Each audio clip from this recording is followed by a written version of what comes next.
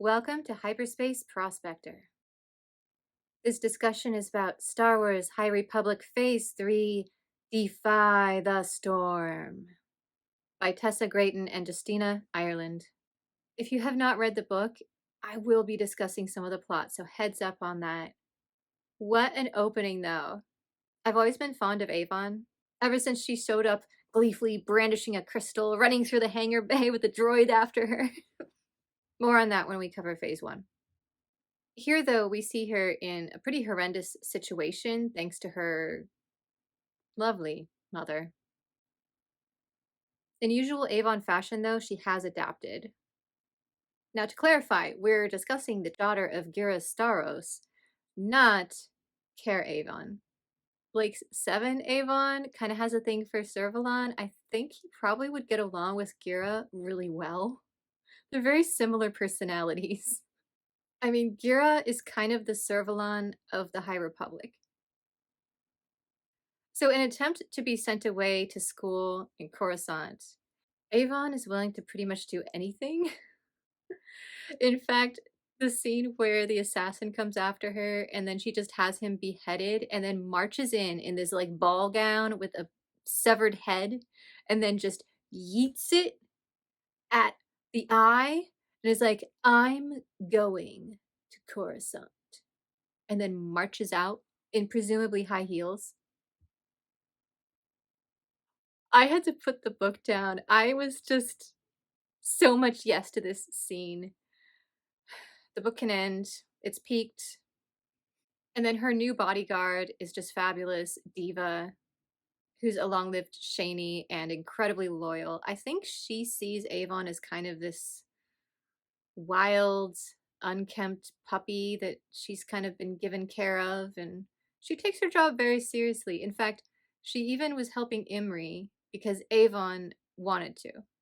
I really like Diva's character. She's so nonchalant, but also incredibly loyal. If I could pick anyone to be on my team in the OZ, Diva would be on it, along with Ram. I'm not sure how those two would get along. Here's a quote from Avon that I really liked about the whole Nihil situation. The violence and the excess of the Nihil were on display everywhere. Refuse and misery, their chosen decor. All right, on to Zillan Graf. Boo! Santeca, Santeca. I'm sorry. He's his usual flamboyant, obnoxious, adorable self. He's kind of vaguely a prisoner of the Nihil, but not really. He could probably leave if he really put his mind to it, because he's clever. His complaint list against the Nihil had me in stitches laughing. It included items such as not being able to get properly aged cheese. He couldn't get a good-looking haircut. Oh, Zillan, the suffering. His only redeeming feature at this point really is how much he loves Plinka, the huge dog. Just when you're like, Zillan, you are really annoying me. In comes Plinka, and you're just like, oh, all right. He reminds me a lot of Frank Churchill in Jane Austen's Emma. Flamboyant fashionista, very self-absorbed, out for his own gain, but somewhere deep down, he does actually care. And they're both obsessed with getting haircuts. To get his hair cut? I fear he has, Mr. Nightby. 16 miles there and 16 miles back. Just the sort of trifling, silly fellow I took him for. His passcode is Sweet Plinka deserves every meat bun, Omega 2227. Just when he's like being an annoying, selfish brat, you're just like, all right, Zillan, I forgive you. There are some fun cameos in this. I won't spoil all of them, but Reith shows up hanging around in the Jedi archives.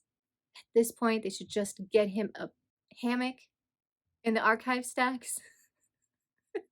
Does he ever leave? Meanwhile, Deputy Sparkburn and Silvestri 100% are a couple. I think they spent the entire book when they were in the same room making out all the time. Zero complaints about this. Please show us more. They are so cute.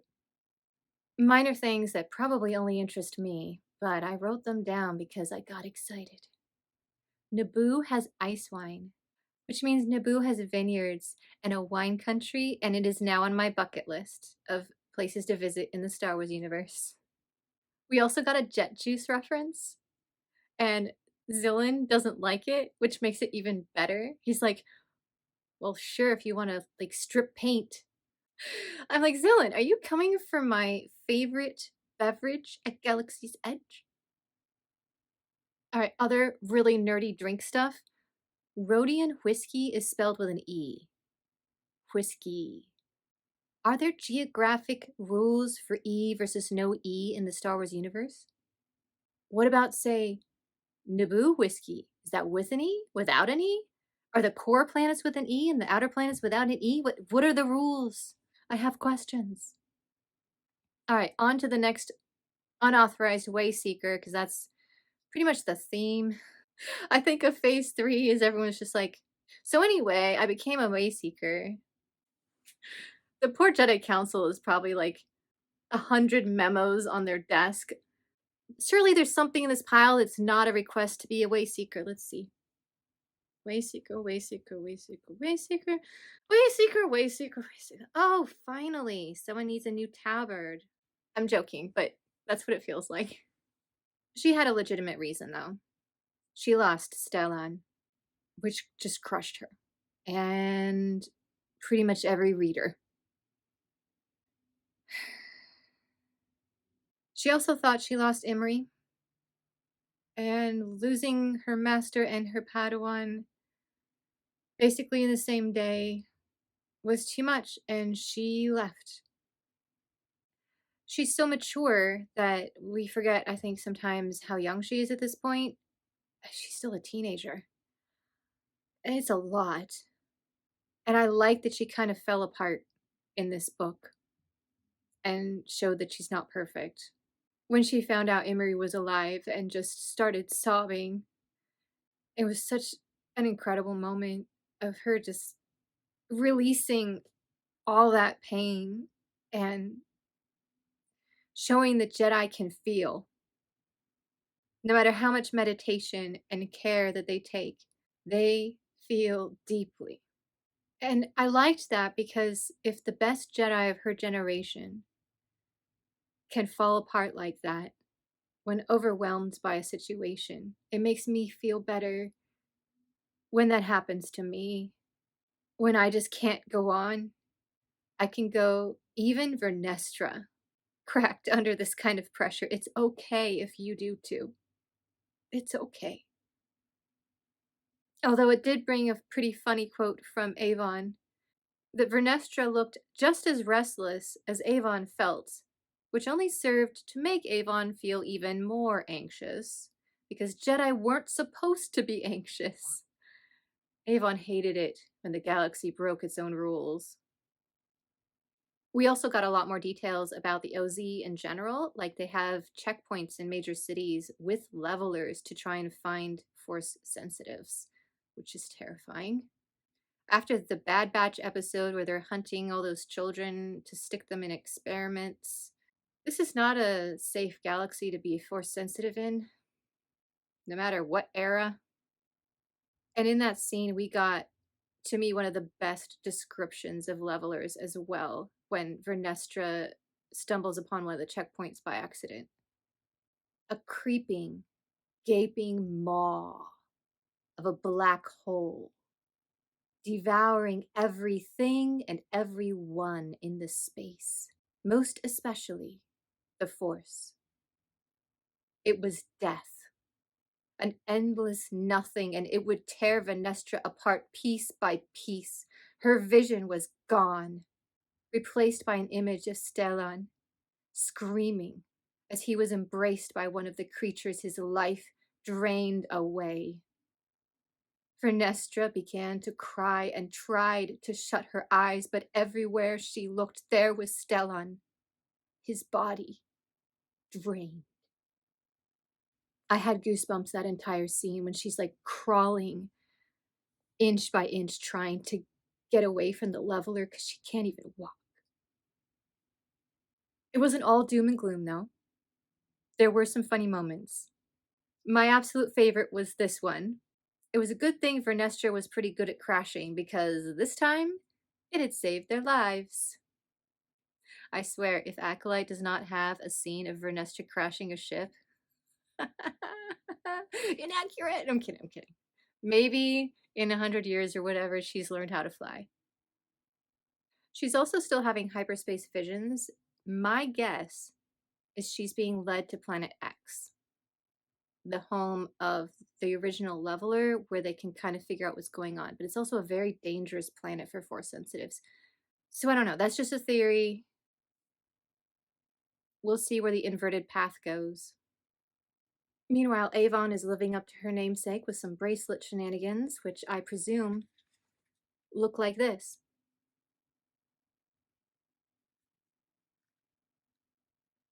I really liked how she had the arts and crafts moment with creating the Nihil mask, and it made me want to cosplay that with all the smoky quartz on it. Be really great to walk into a con, full Nihil mask. You could find all the High Republic Jedi cosplayers and do some great poses with them. Because that's what I needed, yet another cosplay idea. The sequence near Arlie was horrifying to Team Santeca. I think it was kind of scarier than the Death Star showing up because, when the ground gave way and they fell in, I was gripping the side of my chair. I thought for a minute we lost her. And what a way to go, just like slowly disintegrating. Mm. The Santeca evacuee choices were pretty funny though. One of them grabbed a cactus, another a broken photo frame. I feel like that would be me in an evac. I'd be like, I'm gonna grab my Mandalorian helmet and a book. Totally useless items, which is why we get evacuation notices in my area quite often. I posted a list over there on my wall that's like, evacuation, you must grab these actually helpful items before things like your Mandalorian helmet and a cactus. The best part of this book, though, was Imri and finding him. He's gone down a very different path. He has grown up. The scene where, I'm starting to lose it already. The scene where Vernestra met him and realized he was no longer her Padawan. He was a knight. And she pulls out her saber and slices off the Padawan braid and just knights him on the spot. It was so beautiful. And then his reaction to it of, I don't even need a lightsaber anymore. A weapon shouldn't define a Jedi. Is just, he's such a sweetheart. He's gonna get himself killed, but I love him so much. And that scene was incredible. He reminds me a little bit of the live action Ahsoka version of Ezra. I don't need it. Besides, you've been training. Very funny. At least take a blaster. No. The Force is my ally. That's all I need. That's the vibe I'm getting from the Imri of this book. And I think that was one of the most incredible scenes in High Republic so far. The knighting of Imri. There was an interaction with Diva in the same general area of the book that really touched me as well. She tells Vern, the galaxy is built on pain, little Jedi. You can't change that. And Vernestra replies, maybe, but I can help. Just a bit. And if others help as well, that's better for everyone. And it's really building on that theme that we've been seeing in High Republic so far in Phase 3 of maybe you can't do a whole lot, but you can do a little. And if enough people do a little, it becomes a lot. The ending of this book, though, is where I really sat up and paid attention. My personal view is that Aselin is a gray Jedi, not a fallen, a gray.